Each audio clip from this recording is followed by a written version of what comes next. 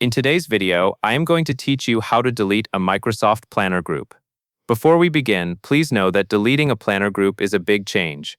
When you delete the group, you are removing the Microsoft 365 group that the plan is connected to, not just a single board. This can affect shared conversations, files, and other connected services. Make sure you have the right permissions to manage the group and confirm that anything important has been saved or backed up by your team. To get started, go to your project management area where your planner work is organized. This might be a link in your app launcher, a Teams tab, or a shortcut you use to access the plan. The key is that you open the group connected to the planner plan you want to remove. Once you are in the right place, click on the group itself so it is selected. You should see the group page load, typically in Outlook on the web, where group email and group tools are available. Take a moment to confirm you are looking at the correct group. This quick check helps you avoid deleting the wrong one, especially if you manage multiple groups with similar names.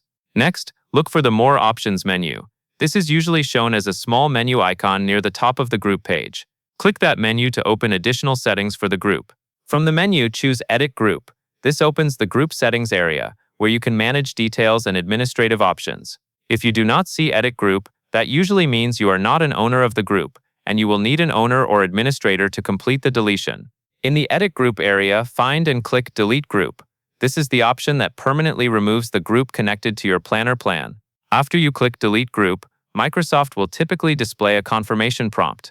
Read it carefully, since it explains what will be removed along with the group.